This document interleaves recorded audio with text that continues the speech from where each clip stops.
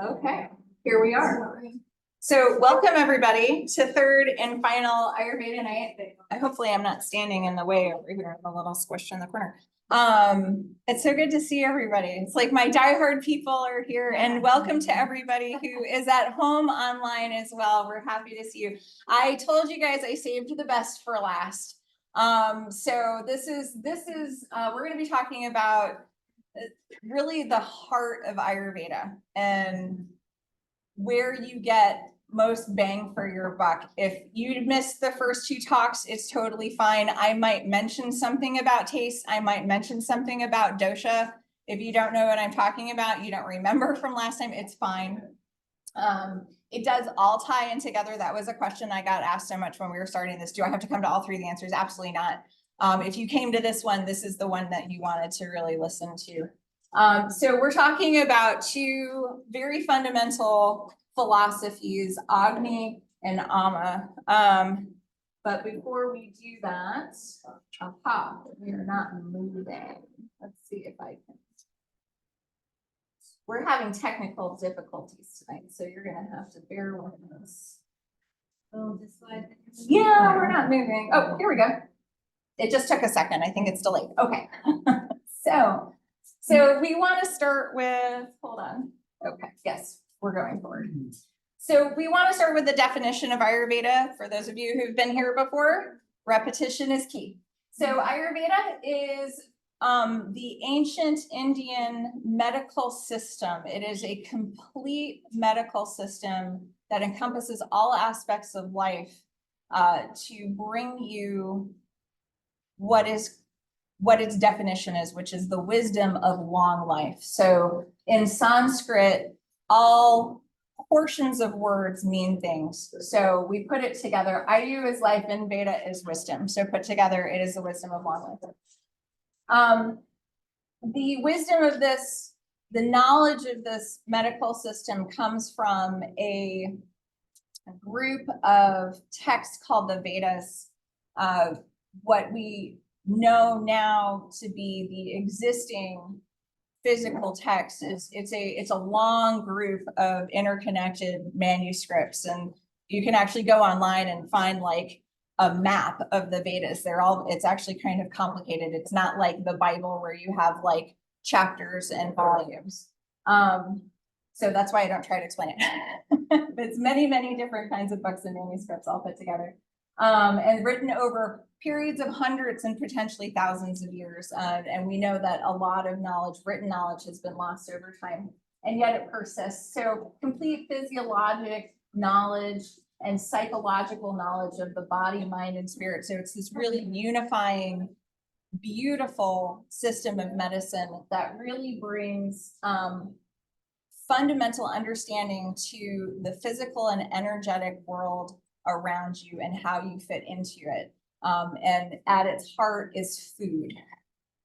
So according to Ayurveda, it all depends. You'll hear that a lot, especially in the Western world. And that's kind of the heart of the whole thing. So that's where I would say Ayurveda really gets its power, is that it is something that can be applied exquisitely to the individual. So the things that we've been talking about, like the way food tastes, who you are physically in the doshic definitions of things, this is what is able to define you and treat you as an individual, and not just like how you were born, but how you come through life. You know, your nature, your genetics, and your nurture, your epigenetics. How you were mapped out, and then what happened to you through time. Okay, so Ayurveda is part of the bigger body of Indian sciences, and so just to kind of give you a forest for the trees picture, this is Ayurveda and yoga, which you guys probably have a little hard time seeing over in the left-hand corner here of the screen.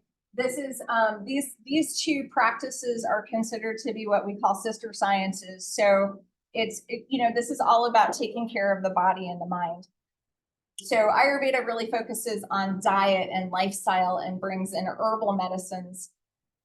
Yoga is really the practice of how you connect and ground yourself to the world around you. And so when you go into a modern yoga class in America, most of the time, you're really not going to hear anything about Ayurveda. And it's not to really criticize modern yoga practices. You're just not getting the full story. The focus is really on like, you know, moving and bending and how flexible you are and can you get into this position. That's actually really not what yoga is about. Yoga asana, the physical movement practice, is really something that is just a very small part of yoga. Like if you dare to open up Patanjali's yoga tome and start to read, you'll find that there's almost no mention of like, you know, warrior one, you know, like how you look or what you do on a mat. So yeah.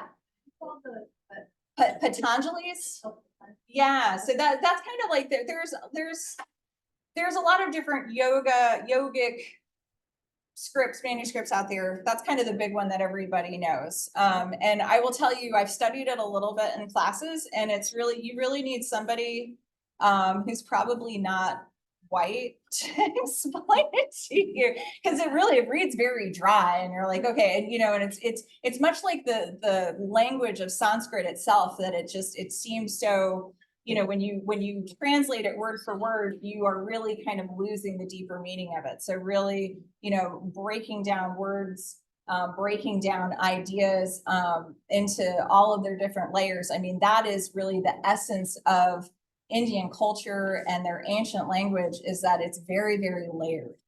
And so I'm not up here to really explain that tonight, but just to give you an idea that there is so much out there, and how those two, specifically how those two things are connected. So I guess to summarize yoga, because again, it's really a practice of you connecting to your physical world and really getting a sense of your individuality, and yet the total kind of annihilation of you at the same time, right? Like I am part of everything, everything is part of me, which is really what brings balance into our lives, our communities, the planet. Yoga is said to be ultimately the practice of the art of dying. So how you wake up in the morning and how you put yourself to sleep is really a little miniature process on the daily of the bigger picture of you being born and dying. Because what does it take for you to fall asleep at night? You have to completely let go of the day. And everybody in this room is old enough to know what that means to not do it, right? So yoga really is what teaches you like that there is a time throughout life and at the end of life to just unload. Yotisha, moving on, is really the psychiatric study of human life. And in its base practice, it's astrology. So let me explain that. This is not tropical Western astrology. This is the ancient Vedic astrology, the ancient astrology of Mesopotamia, and we think even earlier India. And so this is a very, there's some similar language if you look at it from what you're used to, like, you know, Sagittarius and Capricorn and Gemini, like that language is in there, although technically they use Sanskrit terms for the signs. But this is an astrological study of the planet and the solar system around us, to the point where they actually understood the precession cycle of the Earth, the little, like, you know, 34,000 year wobble that we do, and how that actually affects the way energy hits the planet and hits us. And so why is it psychiatry? Well, the focus of it isn't so much about like your personality, what kind of person you are, like who you should, you know, marry. It's certainly, that's all in there, but it's really, the root of it is to focus on helping you understand why you were born into the life that you were, what your divine purpose is, your dharmic purpose. And so the idea is, if you don't understand that, you will not have a good and happy life. You will be a lost person. And so that is the main tool of this approach to the mind in India is to tell you or to help you figure out what you're supposed to be doing in the larger landscape of when you were born into, right? So right mind, right purpose, right life. The last kind of big portion of Indian sciences is a practice called Vastu. That's basically feng shui. You know, how do you align your house for proper energetic flow? And this can bleed out into actually how you design whole communities and villages and cities and so on. So narrowing our focus down into Ayurveda, we have 4 major concepts that Ayurveda builds itself on. One is dosha, so that is the distillation of the 5 elements into all physical things around you. So what are you made of, you know, versus what a goat is made out of, versus what, you know, how you describe a mountain in a very physical sense. So the 5 elements are air, water, fire, earth, and ether, or space. So space, I know that one throws people sometimes because we don't really talk about that. So space is the container. Nothing can exist without a container. So let me see here. Dhatus and shrotas. So this is kind of, again, focusing down on the physical body. These are dhatus, are the tissues. So your muscle tissue, your blood, your serum, your nervous system, your fat, your reproductive organs. So there's the way that is organized is in the term of dhatu. And then within and around your tissues are channels, shrotas. And so understanding how your body is made up and how it's supposed to flow and what happens when it gets blocked in certain places, what happens when you eat improperly, and how that affects you is organized into this system of thought. So we come to Agni and Ama, which is what we're talking about tonight. So this is basically, in very, very simplistic terms, your metabolisms and toxins that build up in and around you. And so this is, you know, when we have looked at human beings over thousands of years and trying to understand the mechanism of disease. Why do some people get sick and why do some people don't, right? I mean, everybody's had that experience, right? 5 people in the office get horribly sick and you don't, right? Why is that? Everybody got exposed. And that's one very simple example of that. So understanding how your body is supposed to work and what you're supposed to accumulate and how you're supposed to get rid of it. The last subject is what we call the subtle forces. So ojas, tejas, and prana. Everybody's heard of prana, life force. This is the best way that I know how to describe this because it's a very interesting subject. It's completely outside the purview of Western thinking. Like some of the stuff that we talked about earlier, you can pull it into the more distilled Cartesian Western scientific medical world. This is you're in the realm of energy. So this is the best way that I know how to describe it. If you were a light bulb, ojas is the glass, it's the container of you. Tejas is the light and prana is what turns it on. So it's how your complete system flows and holds itself together. Okay, so let's get into the physiology of health and disease. Okay, Agni. Agni literally means fire, the fire element. And so this is the fire of you. This is your metabolic ability. So yeah, you guys here in front of me have handouts. So hopefully I will highlight everything here. Actually, let me look at, I don't want to miss. Let's look at. So, right, that's the term that I was thinking of. Some people will call it the belly fire, which I think is really limiting because Agni exists all over you. All living biological systems have metabolism, have Agni, and it exists head to toe. You have the fire of your stomach acid and the bile that you excrete, right? These are hot, burny things. Like you can actually physically experience your Agni. But then things that you don't think about, like all the enzymatic activity of your body is under the purview of Agni. The sharpness of your mind and your ability to process thoughts and emotions is an Agni function as well. So again, in Ayurveda, there is always this constant duality or parallelism of the physical and the energetic, which in my opinion is what makes it so incredibly powerful and holistic. So Agni is what governs digestion, the way that you are able to take things in, break them down, absorb them, transform them into what you need, and then get rid of what you don't. Okay, so very, very core function. You die if you have no Agni. Your Agni goes out, you are not a living creature anymore. There's an Ayurvedic saying that says a man is as old as his Agni. Another saying is that people with perfect Agni can digest rocks. Now, whoa, I know. So think about it. So think about somebody with a high metabolic rate. There's a few people in this room who have that. So people who are naturally thin and have trouble putting on weight. Yes, I know, looking at you. They tend to have high Agni states. It's not the whole story.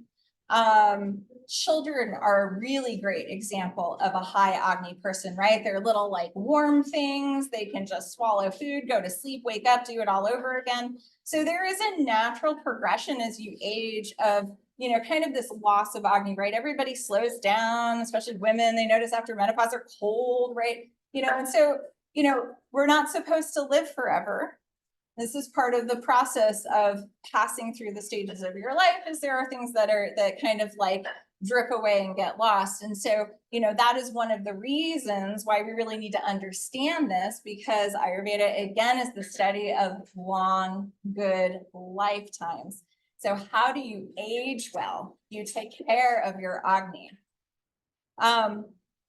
So, I mean, I don't know anybody that can really digest rocks.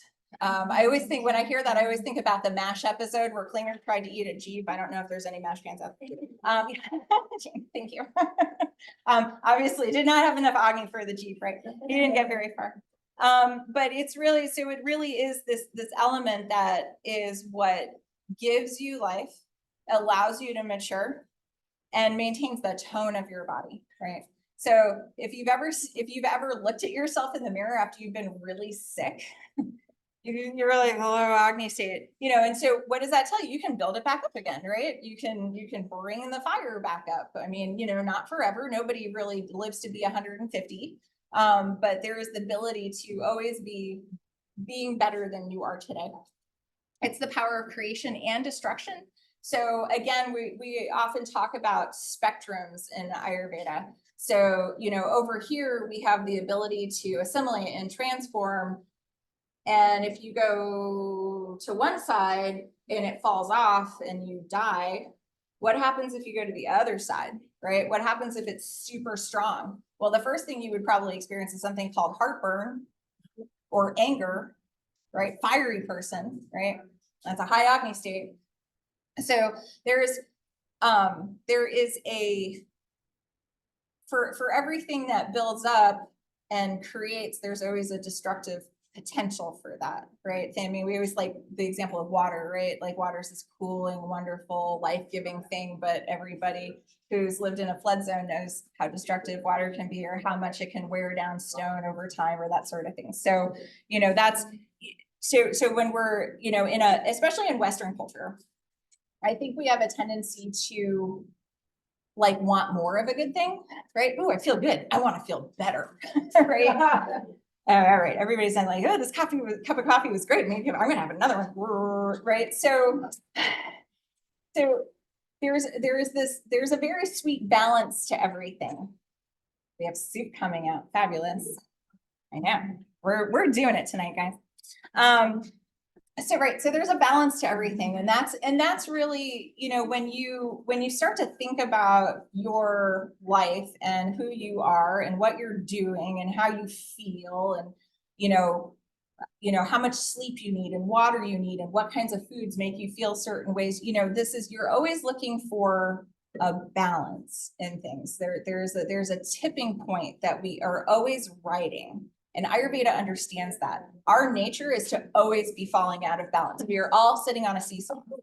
And so understanding these things is what is able to keep you a healthy person, whether you are actively sick or not. It's your ability to move. Does that make sense? So Agni is what ties the body, mind, and consciousness together in that way. So when you are moving and you're thinking, you're using your Agni. So functions of Agni in a very physical sense. So it's what gives you color and complexion. People with rosy cheeks have good Agni. Sharp visual perception, body temperature homeostasis. We talked about that, like losing a little bit of Agni after menopause. You're chilly, like everybody around you said in a t-shirt, you want a sweater. Right. Yeah, right. So and that is a really interesting thing too. So and I guess I'll stop right here and talk about it since it came up, well, that's not true. What about all those hot flashes women have after menopause, right? For most women, that's usually a temporary thing. So I'll back up. All decades are built on the previous. So since I brought up menopause, because that's such a juicy topic, Ayurveda, according to Ayurveda, women should not really, menopause shouldn't be like a thing. Crazy feelings, crazy hot flashes, that's talking about all of the stuff you accumulated. That's talking about ama states prior to making this big transition. And we'll talk about ama in just a second. And so what you're seeing is the body desperately trying to offload some of this stuff because your period is a detox pathway. We have an extra detox pathway that men don't. And when you lose it, you feel it, especially if you got stuff to lose. There is so Ayurveda is really into cleansing practices. We're going to talk about that briefly at the end. And they really promote a deeper cleansing practice called panchakarma annually after menopause for women. Anyway. Just stuff we don't talk about in our culture. And that is not to criticize women who've had horrible menopausal, perimenopausal, postmenopausal experiences. I know it's tough. It's tough because nobody taught you these things. We don't talk in this language. It's tough because even if you did know some of this stuff, could you change your life? Even if I could have taught you 20 years ago and explained maybe some of the things that you needed to do to support yourself to get to that next step, would you have been able to do it? We are all where we are for a reason. So a lot of this stuff, sometimes when we start to really take this apart and talk about how we balance ourselves and what right diet is and what right lifestyle is, it can feel very overwhelming. Ayurveda appears to a lot of people to have a lot of rules. And the way I would spin that is, yes, but it just means that you have a lot of control over these things. But nobody expects you to be enacting these things perfectly. Nobody here lives in an ashram. We all have lives and we're all been planted. And according to Ayurveda, we've all been planted into the lives that we have in this space and the geolocation on the planet for a reason. So it's all good. It's all good. Mental clarity, ability to reason, your ability to display and feel affection, interest, enthusiasm, your ability to maintain patience and feel stable, your ability to provide nutrition to your tissues, your production of tejas and ojas and prana. So that is a cellular function. Again, that light bulb picture. Your strength, your vitality, and maintaining your lifespan, again, is all functions of Agni, or all functions of Agni. Okay, ama. So ama is, in essence, undigested food, period. Now, we think Ayurveda is 8,000 years old, maybe older. We are sure it predates traditional Chinese medicine. They didn't have forever chemicals and heavy metal toxins in their everyday lives. But the smart, incredibly enlightened people who distilled all of this knowledge on paper or tablets understood that life is ever evolving, and that Ayurveda and practices like it need to evolve with it. And so it's really interesting because it really is something that's applicable. Like when you start to learn about how into food people were and how they saw the necessity to like stop and take a break and really like make room to let things go, it is so much more applicable today than ever, right? I mean, between all of the chemicals, all of the nutrient depleted food, and the stress that we live under, you know, this is more essential than ever. So, but I still think after working with myself and an autoimmune disease for almost 20 years and working with patients and clients for 15 years, that I would say food is still the #1 issue, which is why we did this around food. This is why you're eating what you're eating tonight and you're drinking what you're drinking tonight. So we will talk about where that comes from, but basically it's like it makes internal metabolic stuck waste. Ama is actually a physical substance that just is usually described as a white sticky substance. It's considered a morbid substance. You get too much of it, it will kill you, right? It will give you disease. It's accumulated impurities. It's, you know, and again, that's like plastics, you know, walking through New York City and breathing everybody's car exhaust. It is electromagnetic fields that you walk through, that is ama producing. Anything that dysregulates your ability to move things through your dhatus and your shrotas, your tissues and your channels. Okay. So low Agni states in particular can really cause putrefaction and fermentation of food in the body. So this is a very, like, if you look at your handouts and you read them, they actually sound very similar because it's a hand-in-hand dance. I have good Agni, I have low Ama. I have good Agni because I take care, I pay attention to what my body needs, I exercise, I don't overeat, I eat at the right times, right? And so I can clear all the stuff out, I digest well. I have low Ama because I choose, you know, healthy food that's right for me, right? I don't just ignore the fact that I'm lactose intolerant and I eat ice cream anyway, and oh well, I'm gonna have diarrhea, right? Or bloating, I feel like crap for 2 days, whatever, it was worth it. It's actually not worth it.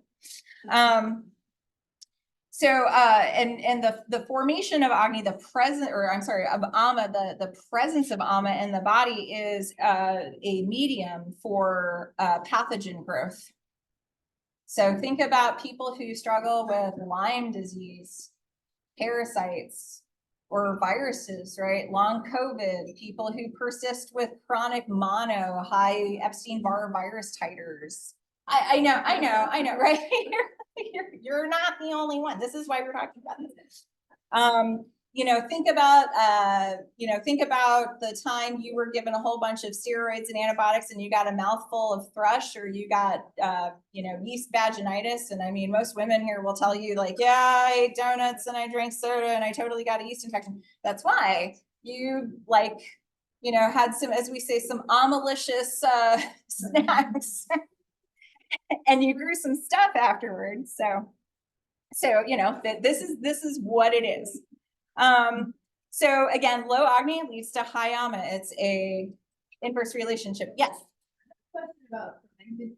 Okay, question about fermented foods. I've always liked fermented foods, yes. But I've also heard the other side of it might not be good. Aha, yes, so right. So are fermented foods good or bad? Remember, according to Ayurveda, it all depends. Right? So for some people, and this goes back to like the tastes, the very first talk that we did. So some people are really good with hot, sour things, right? Especially if you have a cool physiology, right? If you're more of like a Vata Kapha person, you've got that earthy airiness to you. You tend to be on the cooler side. You want to eat things that warm you up. Or if you're somebody like me who has a really high pitta level, so I would naturally have a higher Agni state, I have more fire intrinsically in me, I usually feel pretty crappy when I eat ferments. I really hate kombucha. It's disgusting. It tastes like vinegar. It's just like this, you fire vinegar people are just like, or fire apple cider vinegar, whatever. Like, I don't get you at all. Like a mouthful of vinegar, I think that. Lemon water, that is such a big thing. It's like in Ayurveda, like the room temp or warm lemon water first thing in the morning. It's great for some people. That is a very ama clearing thing to do. Get up first thing in the morning, brush your teeth, scrape your tongue. We can talk about that in a little bit. And then drink at least some warm water. And for some people, putting lemon in it, but it makes me feel terrible because I just have enough heat. Like, and not even like heartburn. I mean, I can definitely get heartburn as like a fiery person. And by the way, heartburn can happen to anybody. This isn't, you don't just have to be like, you know, a redhead with a lot of like high Agni state intrinsically. Anybody can get fat, anybody can get heartburn, anybody can like emaciate, lose weight, like, you know, but for some people, it's just like you have to work harder at it. So I don't know if that actually answered your question or not, but it's really, you know, this is why we talk about this stuff and why we actually promote cleansing practices or just simply taking breaks from things like, you know, take a break from coffee, take a break from your nightly wine. What is that doing to you? You don't perceive that it's doing anything bad to you, but what is life like without that? And when you make space for the emptiness of that or the you know, the lack of that, that's when you start to build to intuition around things. Right? You're like, oh, I got rid of it. I brought it back. Aha, this is what it does to me. You know what else does that to me? This. So that's my answer. That's going to be my answer for everything. It depends. You'll have to figure it out. No, we can sometimes help you figure it out, but you're not on your own for sure. Okay, so yeah, again, food is number one thing here. So improper diet, we are constantly eating things that are bad for you in this country. We are said to be overfed and malnourished at the same time. I think we pretty much at this point, watching the way that food has moved and shifted and like food products, we are eating almost pure sugar 3 times a day. And it shows. Also eating at the wrong times. So I always say this, the first thing that I usually do when I'm talking to people about diet in the clinic, because I'm limited, and a lot of people, like you start throwing like Indian words at them and they're like, what? Mediterranean diet. Everybody has heard of this. Okay. So you can go on Pinterest and find 1,000, you know, posts on recipes and that sort of thing. But I always promote people to actually watch videos or get books about it, because the power of the Mediterranean diet lies in the timing and the way that you eat, and not just what you're eating. You can build a lot of ama around a kale salad if you eat it at the wrong time and the wrong way. Yes. So eating when you're not hungry, eating too late, we're going to break that down in detail. Overeating, so that's like, I know I'm full, but this food is so good, I'm just going to keep eating it, or eating again before you're truly hungry. So we're not grazing animals. We don't have a ruminating digestive system. We are meant to take in a meal, not feel hungry anymore, completely digest it, empty out, and feel pretty darn hungry again before we eat. This is the number one thing you must do to build Agni. It is the fastest way to ama, is to load yourself up, because the stomach and your small intestines are very, very wise. They're not just like sacs that excrete stuff. They know what you ate. They know how much you ate. And so they are secreting ratios. Your stomach actually secretes ratios of hydrochloric acid, mucus, and digestive enzymes in accordance to what you ate. So the way that you digest a plate of spaghetti versus a salad with vinaigrette on it is entirely different. I don't know if anybody's ever had the experience of going to a restaurant and you're like, I go to this restaurant and I ordered this, and this is what I'm going to have tonight. And then you get to the door and you've been thinking about this for like hours, right? You're like, oh, I can't wait to have my blah, blah, blah, whatever. And you get to the door and you see the special and you're like, dang, that sounds good. I'm going to get that instead. And so you go and you order this totally different thing, and it doesn't sit very well with you. That's because you've been digesting for hours, getting ready to eat this thing in your mind. The other experience a lot of people has when they've been cooking for hours, like for Thanksgiving, and you sit down and you're like, oh, I'm not hungry. You've been eating in your mind. Like, this is, you know, food is a very, like, thinking about food is really stimulating physically to your digestive system. So we have to keep in mind, you know, and again, it's such a bash anybody who like was thinking about having, you know, the steak and went with the linguine with, you know, clams instead or whatever, you know, but it is the why of it, right? And especially if you are older, you're dealing with chronic conditions. Everybody has COVID around you. You don't want to get it. You don't want to make these choices because you're going to get in trouble. So low Agni states, high Ama states, mental fatigue, and stress, that is a really, really big way to pull your Agni down.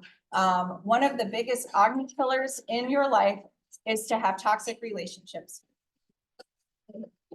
And that's a hard piece of information because again, like, okay, you're just gonna like walk out of your marriage or walk out of your job or like, you know, your kid who's having problems or, you know, obviously we don't just walk away from our lives. That's not responsible, but to understand that we have to take time to recover and let go regularly from these things that keep wanting to accumulate in us. General negative state of mind. Being chronically fatigued, so not sleeping well. When people come to me and they say that they're anxious and depressed, almost my first question is, how do you sleep? And 9 times out of 10, they're like, I really don't. Or I get up at 3 every night and I can't go back to sleep. And then I finally do at 6 and then I sleep till 10 or 11. And I'm just like, I never wake up. And we actually talked a little bit last time about why that is. But that is something that is probably the most important thing. If you are not getting restful sleep, you will not be a well person. And I'm sure everybody in this room knows that, but now you actually start to understand what's going on when you're just drained all the time. And I will tell you, when I don't get good sleep, ooh, I crave carbohydrates. I want to eat all the sugary things. Because you're just, you know, your poor little body's like, where do I get quick fuel? Where do I get quick fuel? And especially as you get older, it's just worse and worse. Drugs are another one. And so drugs are all drugs that I can prescribe you, drugs that you want to take over the counter.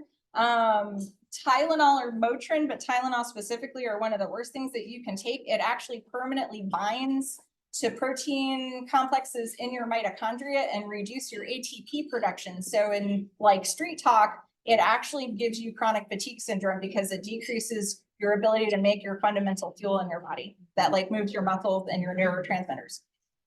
So I really steer my parents away from giving Tylenol to kids when they're sick. But guess what? My sweet people who come in with like, I don't take drugs and they have 13 supplements in a bag. You're like, you do. They might sit a little bit better than a statin and, you know, a beta blocker and antidepressant and blah, blah, blah, but not that much really. I've watched a lot of people give themselves gastritis with a lot of swallowing a lot of capsules or like really pushing on their liver, like, oh, I'm doing a liver detox. I've got my dandelion and I've got my milk thistle and I've got my burdock tea and I'm doing it 3 times a day.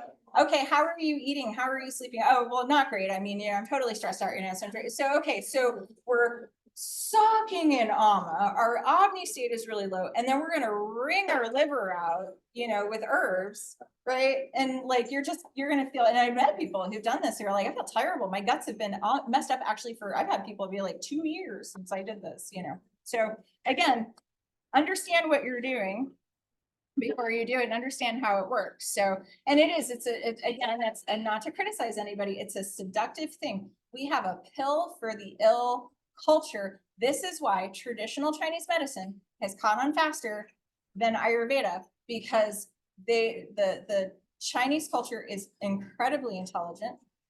Acupuncture is a big tool. They have, I mean, if you look at what you're actually taking in Chinese herbal blends, they're enormous. Like, you know, it'll be like 20, 30 things, you know, where Ayurveda will give you like 6 or 10, maybe, you know, and really not talking to you. I mean, some folks will talk to you about, some practitioners will really sit there and talk to you about lifestyle and stuff, but a lot of them won't actually. Sure, yep, we'll sign up for the next acupuncture. You know, we're pushing on, you know, chi and trying to get it to move, but you're walking around exhausted, slugging down caffeine all the time. So, you know, you feel good it's like going to the chiropractor. I feel good for a while, but I'm still in my stress state and I go right back to where I was physically, to a half hour after treatment. Okay, so signs and symptoms of Ama. So It's really funny. When I was studying this, I remember coming across this little picture of Eeyore, and I was like, oh no, Eeyore's like a low Agni state, right? He's like, kind of like, oh, well, it doesn't matter. And he doesn't spell very well, right? His mind's not working. Poor little Eeyore. Somebody needs to feed him some ginger and get him to go on a sweaty jog, right? So, I think on your paper, I have a pretty good overlap. So if you go like either on the Agni or the Ama handouts, you're going to see this. So fatigue, the sense of heaviness, like having a leadened body, right? Like I just felt like lead, I couldn't move. That is like such a like Ama feeling. Some people in this room might not actually really have ever experienced that. Just general malaise, like kind of like, I feel like I'm always on the brink of getting sick, or I eat this certain thing. Like I ate a bunch of bread and then I felt like I had the flu later on. That's Ama, low Agni.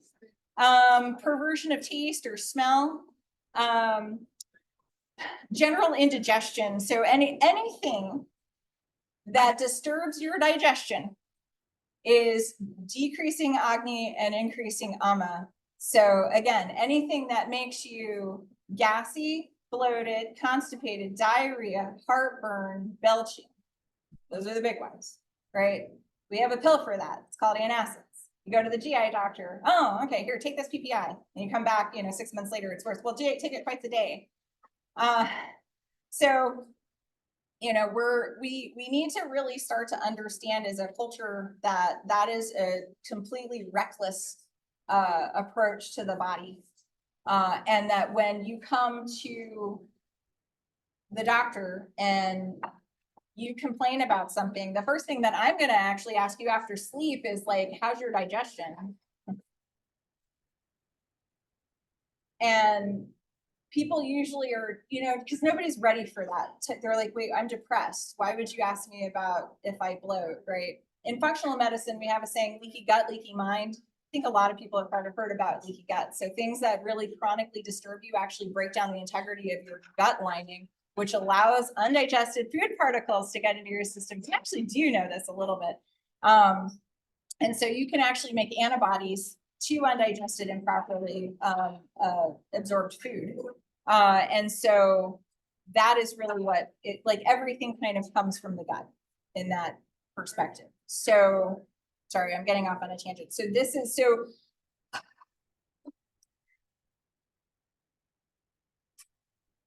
what do I want to say about this? So, if you actually take the time to go back using functional medicine again, because there's a way that we interview people in functional medicine. We do something called getting your matrix. And so what we do is we actually like walk backwards to the last time you felt well, the last time you thought you were a vibrant, healthy person. And we ask you what was going on in your life. Usually there was some sort of stressor in your life. But when you actually go back and look at it, I guarantee you will have had gut issues. You will have had some GI issue back then. Whether it was there and it went away or it persisted and changed into something else. It started there.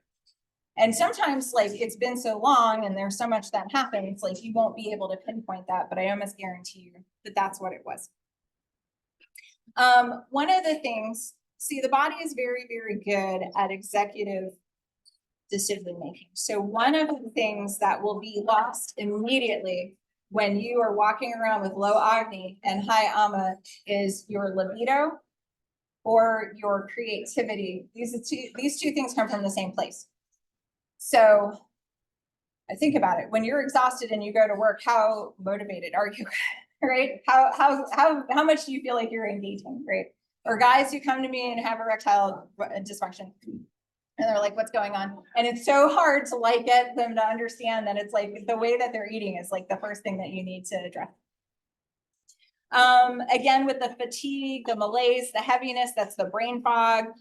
This is my favorite one. I get women my age, so 40s, come in and be like, I'm really afraid I'm getting dementia. It's not impossible. However, probably not. Okay. So what, and then you start to unpack their lives and yeah, they're slugging Coke and eating donuts and getting terrible sleep, and they have stress and all this, you're like, and so, I mean, a lot of us will understand, sure, I'm stressed out and the mind doesn't want to remember things anymore, but it's actually deeper than that. It's actually a physiologic like gunk that's in you that's preventing you from working properly. It's the best way to say it. The sense of feeling dirty. So can you skip a day without a shower, or do you feel absolutely gross?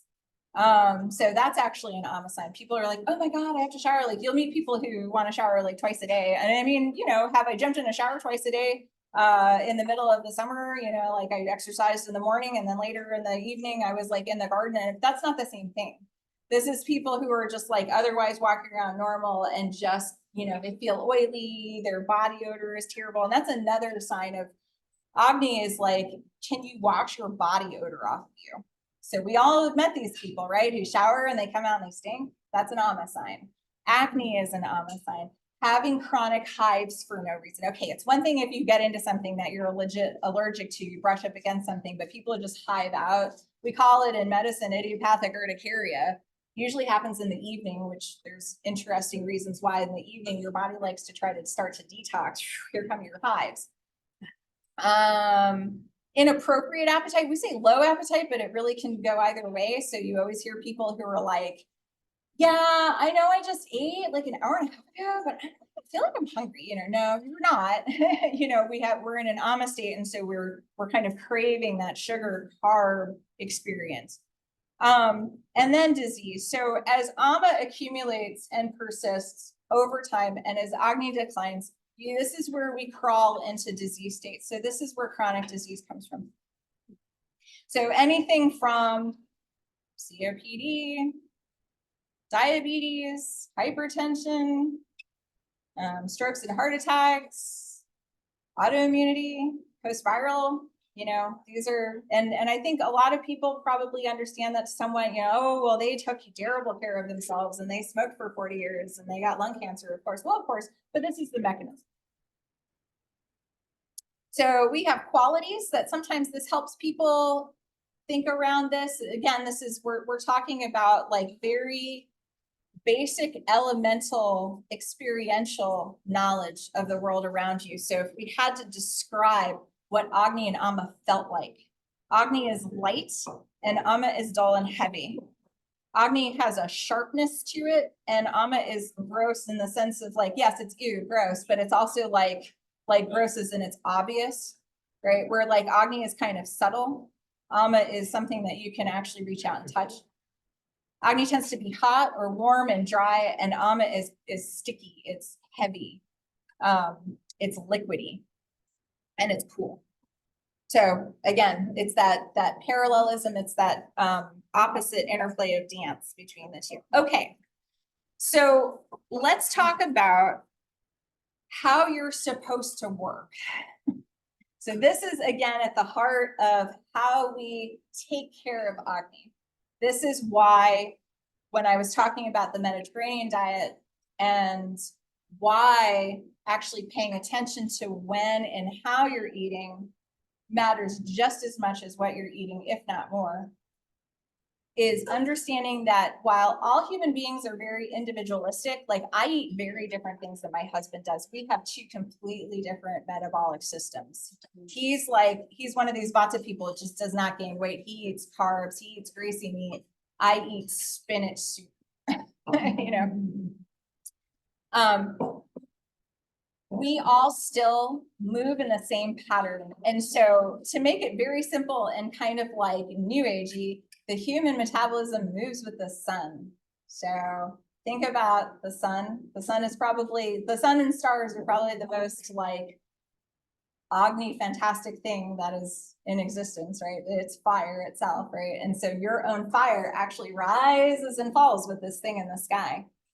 So because we're all over the age of like 19 here, you probably know, like most of us, some of you guys might be, but most of us probably aren't hungry when we roll out of bed in the morning. Like my daughter's hungry when she gets up, right? Most of us are like, I usually get hungry maybe about 10, 11. Oh, that's really when, if you pay attention, that's really when it starts to brighten out there. And in the doshic terms, for those of you who did the dosha talk last month, that's your pitta. That starts to be your pitta hour, right? That's when you really like, the sun has come up, it's burning all the wetness off of, you know, like the ground, like the dew is like evaporating, right? You're starting to feel the heat of the sun getting higher in the sky, right? So that's accumulating the fire element, and hence that pulls that up inside of you. So on my little circle here of the 24-hour metabolic cycle, so if we split it from 6 a.m. and 6 p.m., so we're just kind of splitting it in half, 12 and 12. So this is where, so when you wake up in the morning, you've got a little fire. So like the other metaphor I use is your wood stove. So most people are in West Virginia understand the functioning of wood stove. Like you've been sleeping all night, everything's burned down, right? You've got a little bit of coal in there and you want to pick the fire up, right? We want to build our Agni up to a nice level, a nice appropriate balance level. How do we do that? Are you going to take that fire, that little bit of coal, and you're going to put some, you know, wet locust logs on it and get it to burn? Or are you going to start to feed it a little bit, right? Dry sticks, maybe even put some paper in there, and then you start to build on top of it.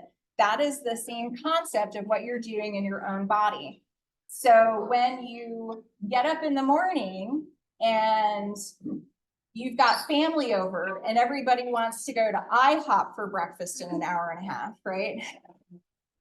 And they're going to eat pancakes and sausage with fake syrup and coffee and cream. And your coffee's probably got a bunch of like pesticide and herbicide. And, you know, that is a lot to put on a body that has no capacity to deal with it. You are just put wet newspaper on those little bit of coals that you have. And all of that food is just going to make you feel all day long. And here comes your diabetes and heart disease and hypertension and all those sort of things. So that's kind of the severe example. So we want to make sure we are truly dead hungry, not passing out hungry, but dead hungry before we start eating. And the first thing you want to put in your body is really something that's easy to digest. So even when you're getting ready and you're feeling really hungry, you generally don't want to like, you know, like, okay, I can eat that IHOP breakfast now, right? Because everybody over is like over the age of 19 and you don't have the Agni for that anymore. Ayurveda usually actually does fresh, like raw fruit in the morning, but anything that's like what you're eating now, actually. So you are eating very easy to digest food. So, and we're going to talk about your food in a little bit. But something like oatmeal that's not loaded with sugar, right? Or any sort of cooked grain. Ayurveda actually loves grains, even if maybe you don't. They don't agree with everybody, certainly, and there's reasons for that. But eating something that is liquidy, warm, and well spiced with a little bit of oil is what is going to build your Agni. If you want to put fruit in that, you cook it. Fruit gets people into trouble. We'll talk about food combining a little bit, but fruit is problematic. Everybody in America is like, I eat lots of fruits and vegetables. I'm like, get rid of the fruit. And they're like, what? Dr. Heron, that's healthy. I'm like, no, probably not for you. Some people can do fruit, but not everybody can. So anyway, so thinking about that sun trailing across the sky, somewhere between 12 and 2, you're going to be at your peak. So this is what the Mediterranean diet, this is what Ayurveda says is your main meal, because this is when you're at main capacity, right? This is why my grandmother called lunch dinner, and I never understood that for years.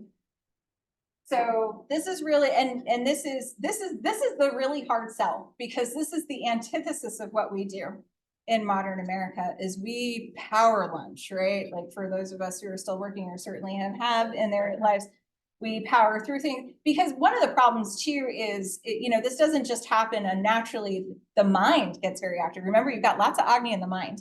So all of a sudden you're like up and you're finally like feeling good and you're doing stuff and you want to, and you're like, well, I mean, I'm hungry, but I'm going to go, I'll eat later, you know? And then what happens is you end up coming to dinner at 6 or 7 o'clock at night, and you're starving, and then you overeat, right?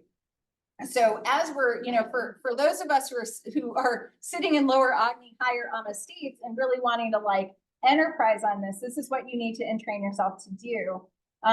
Sometimes it's the only meal I eat is the middle of the day.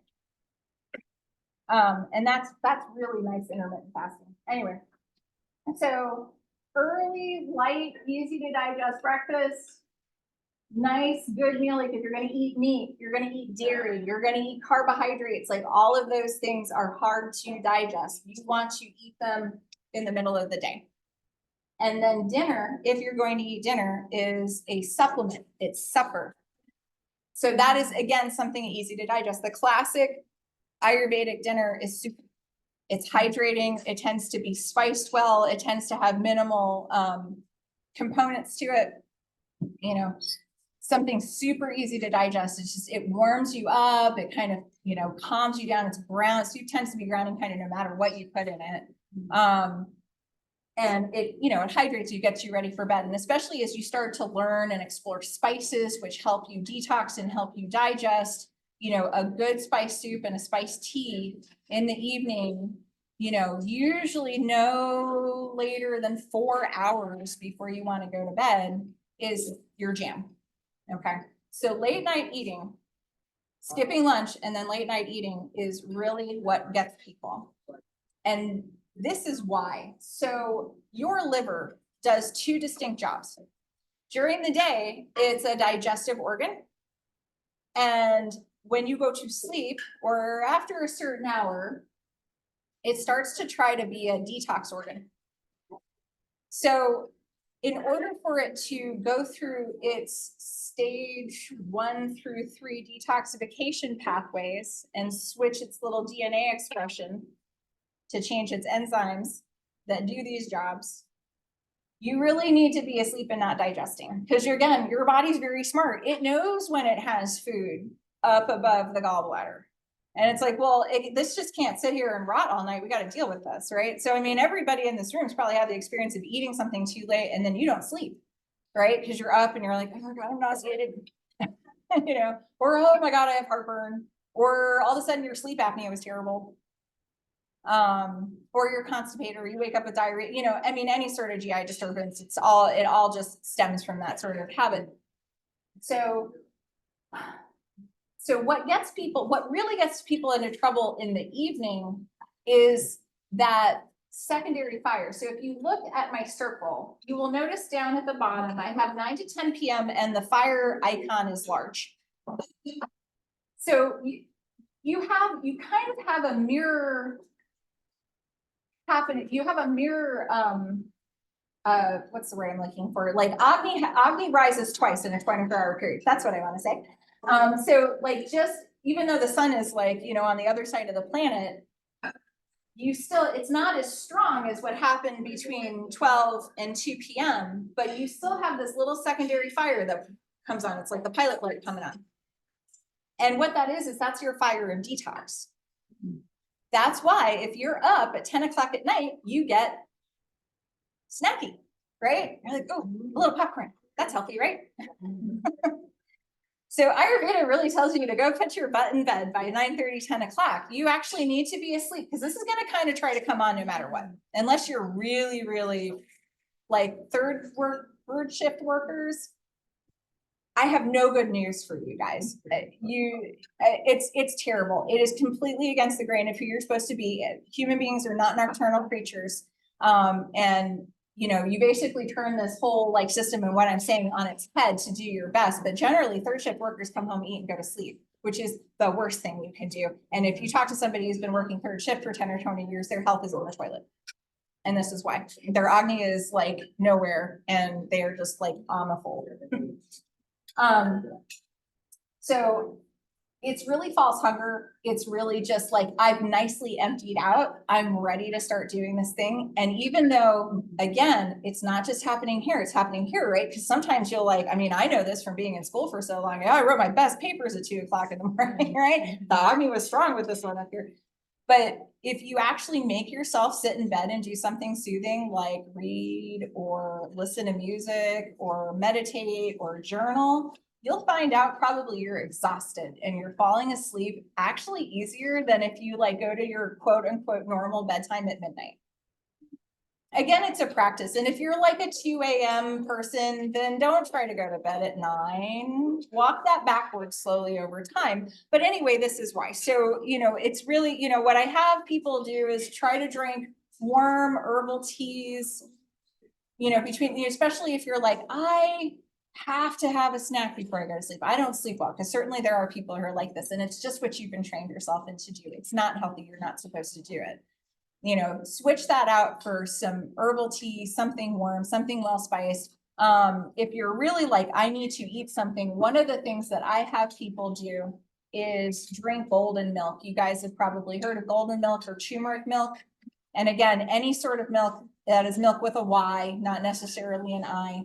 And that's usually a good substitute because it prompts you to put a little bit of like some sort of sweetener in it, a little bit of oil, which is very, very soothing to your nervous system. And then those prodigestive spices, which tend to be turmeric, black pepper, ginger, cardamom, cinnamon. All of those things actually like promote gut motility and actually upregulate certain enzymes, those cytochrome P450 enzymes in your liver that change expression again to go from that digesting to detoxifying pathways. So basically the summary is Agni is supported by right diet and right lifestyle. You can't get away from it. You cannot escape it. You cannot take herbs or pills to get out of this. It is a fact of you. Just like we live and we die, your body works in a particular way. And if you violate it and ignore it, that's fine. That's your choice. You're a human being and you have free choice. But there are prices to pay for everything. And now you are finding out where some of these costs come up much later on. So let's talk about satiety. This is really important to understand. So the sense of feeling full. So we just said overeating or eating again before you're hungry is bad. Well, how do you know? Some people are like, I don't, so you have people who are like, I don't really know what it's like to be hungry. I'm never really hungry, because either you're eating all the time or you're one of these people that don't feel your hunger the way some people do. So the latter group tend to be Vata people. So you guys will get hungry in ways like emotional, like I am so scattered right now, I can't even focus. Well, it's 3 o'clock. Did you eat? I don't know. Did I? You know, that tends to be your like thin, windy, like creative person who loves to like do all the things, all the, you know.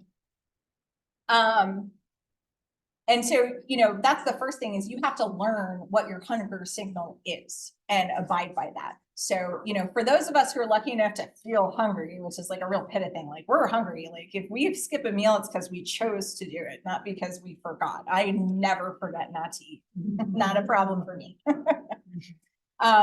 You know, you have to figure that out. So like wherever your 0 is on this scale, which I will tell you, most people in this room probably never experienced a 0. I'm not sure if I've ever experienced a 0. 0 is like you haven't eaten for 3 days, you know, like you've done like a mega fast, you know, you are empty, right? And then 10 is like Thanksgiving annihilation. Like you think maybe if you would throw up a little bit, you'd feel better, you ate too much. So you want to really like, you know, so that's kind of like your breadth of satiety. Okay. So like 0 to 10. So you want to eat somewhere in a 3 to 4. You are empty. If you burp, you don't taste food.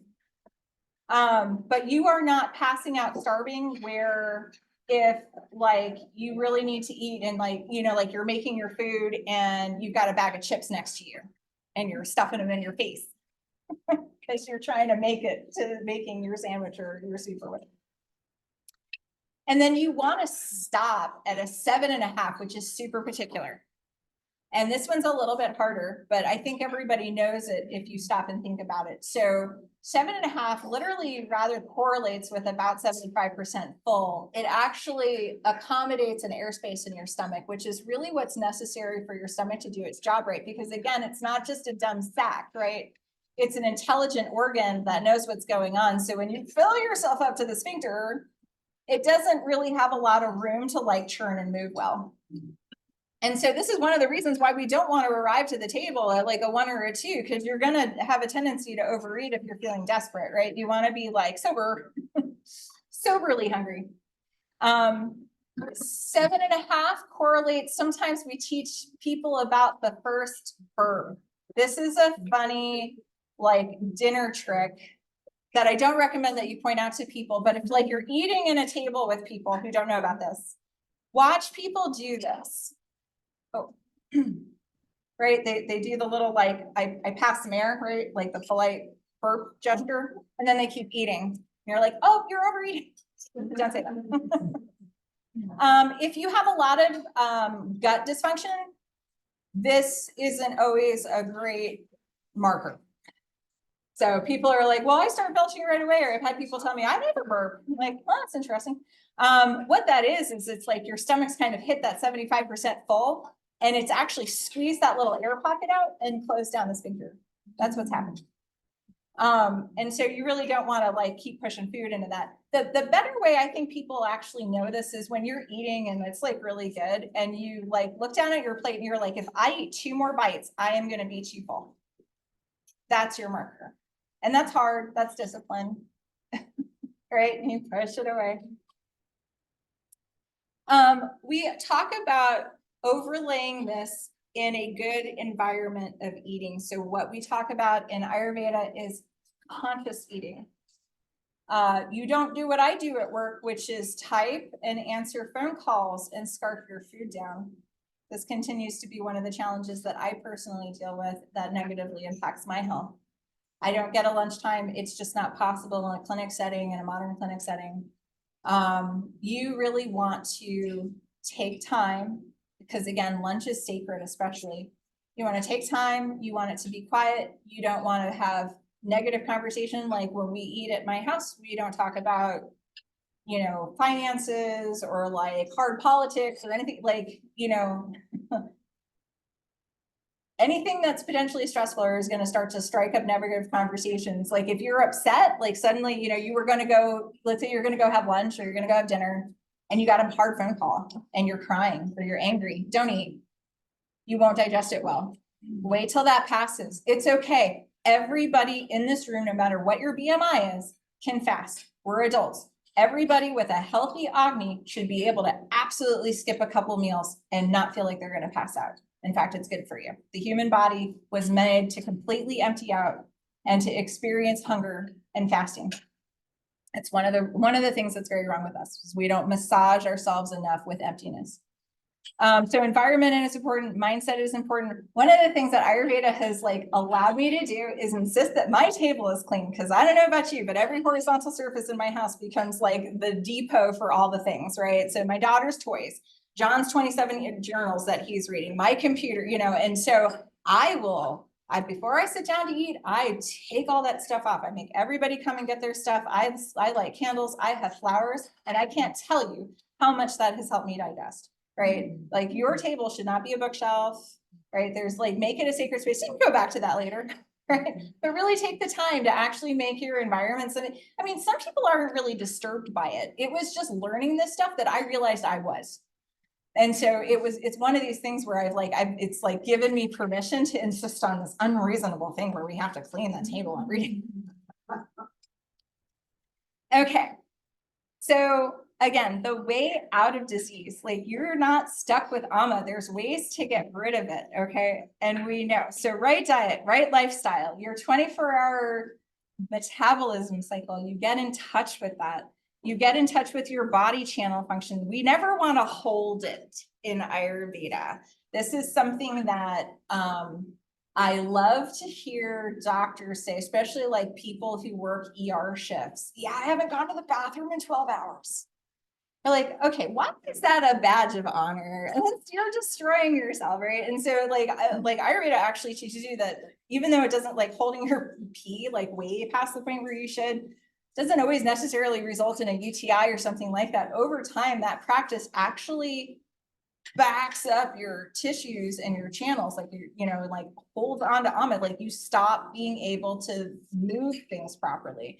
Like my Ayurvedic doctor who was trained in Pune, he has these great stories about how like everybody sits around and farts in Ayurveda around the dinner table. Like you don't hold anything in, right? Belching, all that stuff. You got to go use the bathroom. Don't be a hero. Detox practices. So this is a big one. And again, people have been doing this for thousands of years. How much more now do we need this than ever? Right. So there's kind of these little like seasonal things that we do. So I've been teaching something called Kitchery cleanses, and I'll talk a little bit more about that. And so that is typically done in the spring and the fall. These are energetic times of the year when all bodies are ready to let things go. And so we enterprise on this earthly energy to actually help move stuff through us. And basically, we just change up your diet. We change up your routine for a few days. Sometimes we help give you herbs and other sorts of things that help pull things out of your tissues and get you to purge it. And then, you know, again, it's a process of experience. You learn stuff, you know, have this time away and then come back to what you were doing before. How is that helping you? Is it helping you? The big kind of like citadel peak of therapy is something called panchakarma, literally means 5 actions. And so this is like you would go to an ashram or a facility and you would have people work on you. So they treat you with herbs and massage and oil. And again, that diet, very, very, very similar diet to like something like a khichdi cleanse. Ayurveda does have its own form of acupuncture. It's very, very fascinating. Christy and I have both done it multiple times. If you want to know more about panchakarma, we're happy to talk about our experiences. If you go back to my Instagram, you'll see pictures of me in panchakarma if you want to know what it looks like. So hydration and rest, that is, you know, your body's just not going to work well if you don't actually support it in the basic way. Drinking enough water is really underrated. It's what, a quart for 50 pounds. So I drink almost 4 quarts of water every year. I try to. I'm not perfect at it. I'm not standing up here saying I'm perfect at anything. Okay. But you know, like that's a lot of water when you think about it. But do it one, you know, spend a few days and do it. And oh, not cold water. Sorry. We shouldn't be serving you ice water, but I'll tell you about that in a second. But we're not going to not serve you ice water because that would be totally weird if we served you warm water and you would be like, what is it? So ice is like, okay, so I'll say this now. Ice is like a big Ayurvedic no-no. Like people get really bummed out because it's like this smoothie is really bad for you. Why? Well, what do you tend to put in a smoothie, right? Like all the things. I got nut butter, I have my collagen, grass-fed, like beef powder. I have spinach, kale, celery, strawberries, and then ice, and then some sort of milk. Like line all that up on the counter first thing in the morning and eat it, right? That's about as bad as an IHOP breakfast, believe it or not, right? So, and especially the coldness causes vasoconstriction inside of you, and it just Agni, right? So now you're not digesting it. So we want to really work on drinking room temperature water. I will say after probably my second panchakarma and when I was really like getting into really living this way and eating better, I lost all desire except in extreme circumstances for ice water in the summer. And I am a hot person. I mean, ask my daughter what I'm like in the middle of the summer when it's hot and humid. Like I don't deal with that well because of who I am. And, you know, I used to pound ice water and ice water makes me feel terrible actually. So, I mean, when you're really, really hot, you know, drink something cool, jump in the lake, it's fine. But people who crave ice, it's an imbalance. That was a question that was asked in the first talk, and that's a harder one to explain, and that's why I couldn't really explain it at the time. I was like, well, we don't really talk about Agni, but it's weird. It's like when you like Ayurveda talks about this. It's when you start to go down this path of imbalance. Like let's say you have diabetes and you're craving sugar all the time. Why would you be? Your blood has more sugar than it can deal with, right? Your body is actually rejecting the circulating sugar in your body because it's so tired of the presence and the noise of it. But why do you want more? When you start to accumulate things like that, there's something that the body tries to, and this is very not Western scientific medicine, the body tries to soothe itself by piling on more, right? So and you'll see that in yourself. If you have certain tendencies of like, you know, whether you're like the person who likes to hang out like a lump on the couch and eat mac and cheese and barbecue, or you get really when you get stressed or depressed, or when you get stressed and depressed and you want to run around and drink Diet Coke and eat like little bits of crackers. Those tend to be things that pull you further down your path of imbalance, right? Like I don't know, is that confusing to you? Are you guys kind of like getting what I'm saying? It's weird when you start to think about it, but it's like, you know, opposite treats a condition. But when we're really like kind of down the road of imbalances, or we're really not conscious about what we're doing, like soothes like. And so I think people with low Agni states tend to want to keep themselves cooler for that weird energetic reason. That's my best explanation for that. Right relationship, we talked about that. Toxic relationships will toxify your body, and living your dharma. So figuring out what your purpose is in the world, it is never too late. Okay, so I want to spend a moment and talk about cleanse practices, because this is really, really important. And it's probably no secret that Christy and I are actually doing this for the first time live here. And I am going to talk about that a little bit, but I want to talk about this because it is really at the heart and soul of dealing with ama states. So, you know, you can really start to make yourself feel good by getting rid of gluten and not eating before bed and getting better sleep. If you are really, if you've been living with a lot of accumulated ama for decades, which most of us do over time, it is really hard to actually get to that level of health that a lot of people desire. And so actually learning cleanse practices is really, really essential. And so I have been teaching Kitchery cleanses online for years now. So like just doing it through Facebook, teaching people like this little 5-day ritual we do where, you know, we really like eat basically a vegan, not entirely vegan, diet. And I teach you how to like oleate your body. So you're actually, the practice that I teach is to actually take increasing amounts of melted ghee over a period of 4 days. And then on the 5th day, you fast, you take 2.5 tablespoons of castor oil, let it work through you. You feel amazing.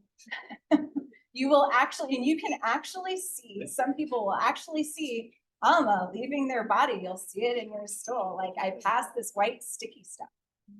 So it's really something you can see. You do not have to sign up for our cleanse. You can do this yourself. There is a wonderful site called Banyan Botanicals. It is the United States kind of premier Ayurveda supplier, and they have a free ebook. I recently, on my Allegheny Integrated Medicine page on Facebook, posted a YouTube by them on what is a Kitchery cleanse. They have lots more. You can figure out how to do this at home. This, I believe in this. Like, you know, like I think medicine should be something where you go to a doctor and you spend time with them on a problem, and then you leave and you don't come back. Right? I do not want to be a revolving door for anybody. The system of medicine we have in here is really purely profit driven. And there's historical reasons why that I'm not going to get into now, why we went that way. But there was a defining moment in history about 100, 150 years ago where that turned that corner, and why your gastrointestinal doctor never talks about how screwed up is that. So I want you guys to be healthy and anybody who might listen to this to be healthy. So you don't need me, you know, I mean, ask me questions, you know, but go out and explore and see, you know, what this is like. But, you know, for those of us who are interested, we are holding this at the U Mountain Center, the 3rd to the 5th. So what it'll look like is, and you guys, everybody is welcome. You do not have to be registered. April 20th, I'm going to hold a Zoom call that I'm going to talk about this process in great detail and answer all questions about it. We're going to do it 2 different ways. We're going to have, like, I'm going to teach you to do this whole oleation process with the ghee and the castor oil, which means you'll be doing some of it when you go home on your own, or you just come and you experience the diet and all of that. I have, right now, I've got a friend who's going to teach yoga, and hopefully I've just about gotten him nailed down, a guy who does rebirthing breath work. He actually just moved to the county and he is incredible. I worked with him personally. So I'm trying to get him to come. So we're going to do stuff like that. We're going to do medicinal herbal walks. The U is wonderful for that. I mean, they even have things labeled on the pads. And we're going to prescribe you rest, and Christy is going to cook for you all of your meals. So please spread the word. We would love to have everybody there. And I think that's about it. So yeah, so questions.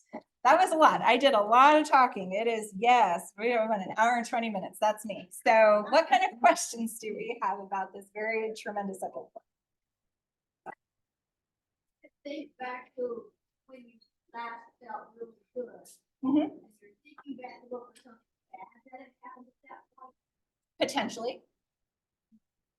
Okay, yeah, so the question was talking about that kind of functional medicine matrix way that we take patient history and thinking back to the last time you felt well. And that's really interesting. If you ever get the opportunity to work with a functionally medicine trained doctor, which I'm trained, I'm not certified, through the IFM, we actually take your prenatal history, like what was going on with your mom when she got, if you know, some people don't, right? But this affected you, right? So it's very, yeah, it's very, very thorough. It's very, very interesting. But and that's one of the reasons that I love functional medicine, because it's really the best bridge between the East and the West. When they actually talk about traditional Chinese medicine and Ayurveda, and they use some of these Eastern herbs too, and some protocols and things like that. And even ILADS, the International Lyme and Associated Disease Society, is a wonderful place also where anybody can go and listen to lectures and get education for not very much, because they also are really, I mean, they are the latest and the greatest of treating things like Lyme and chlamydia and anaplasma and all this stuff. And there is not one protocol they have out there that doesn't have herbs in it, not one. They're the people that taught me that why I miss so many people with Lyme disease now, testing you guys through LabCorp, because LabCorp has not updated their standards since 1994. So I just independently interpret things.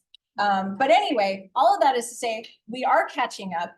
This is not everybody is a dullard to this. There are people out there, there are gastrointestinal doctors out there who understand diet and understand, I mean, occasionally, like I'll even around here, I'll get somebody who comes back and they're like, they had me put this low FODMAP app on my phone and I'm eating and I am feeling better. And that's great, because low FODMAP diets really do work pretty well for most people with IBS, but again, it depends. So that's more than the answer to your question. But yes, this is how we should be interviewing people. And you can't do it in 15, but you can't do it in 30 minutes. No way. When I work, this is why I actually became a coach. Because when I first see a client, I spend 2 hours with them. Easily. 2.5 sometimes, depending on what's going on. It just takes so long. And it's so hard. I mean, I've been a patient. It's so hard to give your history. It is so hard. You're like, and I had it all written down and I don't know. And oh yeah, this happened. Oh yeah, I guess, yeah, you're right. You asked me about this and I just remembered. I mean, we're not designed to remember, 2 days ago. So you said you go all the way back to prenatal. If you do all that, you figure out things that did happen while on the first you, can you get through that? Can you heal from all of that? So the question is, like, going back and taking like a deep history and really getting down to what we call root causes in functional medicine, does that help you heal? Can you heal from that? And the hard answer is not always. So leaning back on Ayurveda. So Ayurveda actually the study of disease formation in Ayurveda is fascinating, because they don't, again, ever see anything as just physical. And this, again, is where actually practices like Jyotisha, the astrological function of the Indian sciences, actually come in handy, because sometimes your doctor, if you go see like a real Ayurvedic doctor, and I'm not an Ayurvedic doctor, I should really say that at the outset, they recognize that some diseases are karmic. You were meant to be sick. And I'm one of those people. I know what my chart says. And in the Western sense, that feels like a death sentence. In a pivoted perspective on that is what, you are here, and certain parts, big parts of your life are fated or destined for a reason. You are supposed to learn from them. So how much better is your life if you can actually just sit down and accept your circumstances and work with it instead of working against yourself, right? And this is really one of the root treatments to anxiety. We you actually get in touch with the fact that you are constantly internally pushing against yourself all the time, and you just let it go and accept it, everything changes. And I bet everybody in this room has had that experience. Right. So when you can actually surrender to the fact that like, I'm supposed to be sick, and when you actually go back, especially for people who've been sick for decades, look at everything that you've learned. Look where it's brought you. You know, a lot of you guys are smarter than the doctors that you talk to. You know that. You're gonna be like, Jesus Christ. Okay. Like, moving on. Thank you for your time. Yeah, no, sorry to my fellow physicians out there, right? We're not stupid. We're all in it. We are all trying. And it's not to vilify anybody or to be super critical, but it is honest. As a very brilliant surgeon I worked with back at Howard University used to say to me, there are never excuses, only reasons. Oh, yeah, that's our, he's a really good. So, I think it is possible, it is always possible to be better than you are today, always. Will you, I don't have any illusion that I'm going to feel like I'm 15 again. Nobody in this room is. You're not supposed to walk it backwards. And I think that's another thing, like it's synonymous with working against yourself. It's like, I just want to go back there. Well, no, you want to go forward. That's the only choice you have, so what do you want forward to look like, right? And then we have to really do the hard acceptance and retraining of ourselves, right? Like I always tell people, like, what are you really good at in your life? Because everybody's usually pretty disciplined about something. Well, I really get up every morning and I do X, Y, and Z, or I'm really good with finances, or I'm really good with my kids and blah, blah, blah. Okay, so turn that same attitude of diligence on yourself. Why can you not stop and eat lunch when you're supposed to, and stop from putting food in your mouth that you don't need at 10 o'clock at night? What is that? And that becomes that, and that quickly takes you over into that psycho emotional, energetic aspect. I teach clients to go lock themselves in the bathroom and literally put their hands in their shirt on their chest, right? Like when you're like, I'm so stressed out and I just want to eat a Kit Kat right now, or I want to go smoke a cigarette. And you say, what do I really need? Right? And find out what happens to you when you do that. And sometimes nothing comes up. Right? You're like, well, nothing happened. I don't know. I was just really pissed off and I wanted to kick it. Keep trying. Because all of this is practice. And that's the thing. I think that's probably the best thing, the best way to like summarize this whole talk. And the concept of cleansing is like, it's all practice. How did you get here today? You practiced it, whether you did it consciously or not. And so the key to aging well and being the better you is to consciously practice everything that you do. Why do you do that? Why do you think that? Why do you eat that way?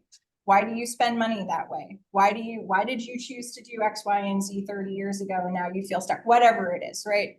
And so this is hard because now you have to start practicing something else, right? And so it's totally outside the purview of like anything that people are doing around you. That's the really hard part. Nobody stops and has lunch. You're going to be the bum at work that gets out and eats lunch. How lazy you are, right? Hey, so that's just one example. Or I'll use me. I don't, John, for those of you who know my husband, John loves to eat like he does not want to stop until it's dark out. He's a farmer. And sit down and eat. And, a decade ago when I was trying to like really like purge myself of some stuff, I was like, listen, I can't do this anymore. And so I will stop what I'm doing. And, at like 8:30, 9 o'clock, whenever he chooses to sit down and eat and like have herbal tea with him sometimes, or have like a couple of small bites, something, where he doesn't, we don't all feel disjointed from each other. But I'm like cooking everybody's dinner at 4 or 5 o'clock. And then I eat mine, and then everybody else comes and does their thing, so that's just one example. It's hard. And so cleanse practices are like that too, like learning to stop and like not drink coffee for, a week, twice a year, or eat bread.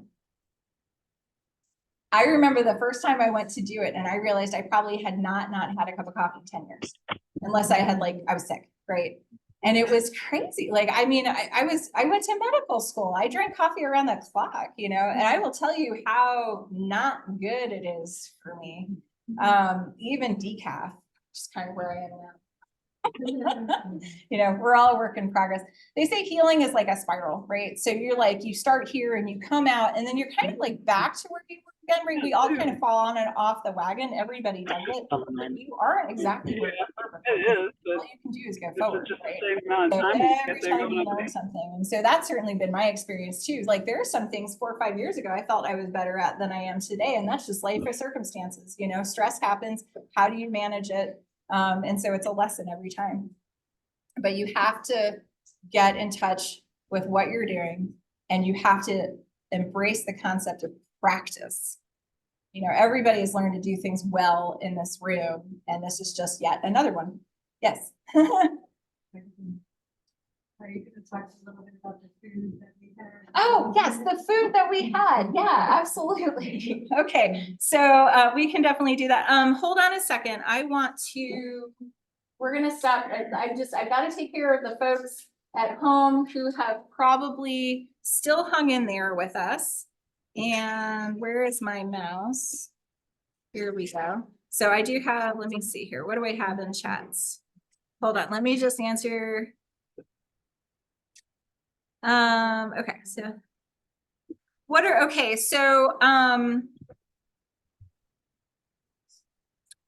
okay, Melanie, you are, if you're still here, you are asking, I can feed the kids and it sometimes tricks me into thinking I've eaten. Yes, right. We were talking about that earlier. Very good. What are the top herbs? So like top herbs for digestion. So, okay, so there's herbs and there's spices. Let me just answer those questions. So, like the turmeric milk is a really good example of this. So like the spices, that like help you digest again, are like warming spices or things that are pungent. From those of you who listened to the first talk or got some handouts. So like black pepper, garlic, ginger, cardamom, what am I missing? Cinnamon is another one. Those are kind of your traditionals. Bitter herbs are, have you ever heard of Swedish bitters?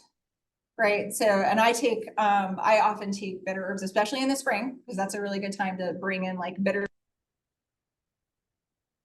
How you have to connect them. Oh, it is.